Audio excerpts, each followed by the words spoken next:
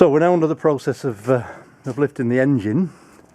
As you can see, we've already started a little bit. I've got my neighbour Mark around to help us. Mark from Manchester as well, same area as me. And yeah, so I've put the jack under there to support the gearbox at the moment.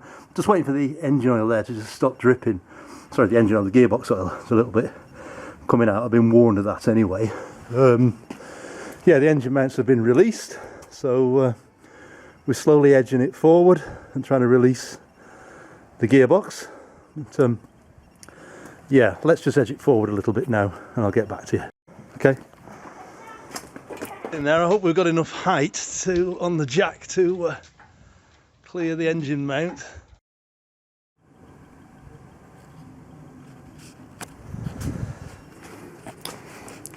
Well, I was caught a bit unprepared when I was lifting the engine because we've been having a lot of rain recently, and there wasn't really a gap in the weather for me to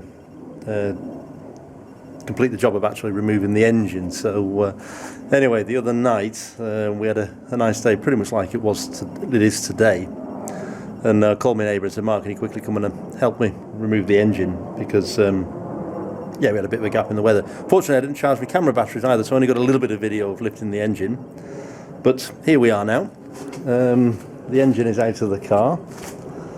As I say, once I'd done all the preparation work, it wasn't too difficult. There's one side that the engine mount there is still left on the car. You only need to remove that, actually, the bit that's connected directly to the chassis. And on the other side, which you saw in the previous video, we could actually remove the complete engine mount. It gives us a bit more space to lift it out. What else was worthy of note? Well, the drive shaft isn't bolted in, it just literally just fits in through there. So you just basically pull it out and you support the bottom of the gearbox there with the jack underneath the car, and you sort of lever the front end of the engine and the gearbox out, up, inch it forward, support the jack at the back here, and then eventually it drops out, and as you can see in the video, you just basically lift it out with the crane mount attached to the number 1 inlet port there.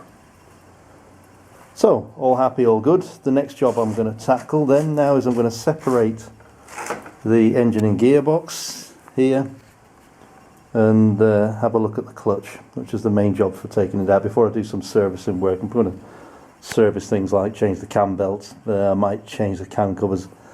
Oh, sorry, paint the cam covers here up and smart them up a bit. Maybe give it a bit of a clean down, that kind of thing.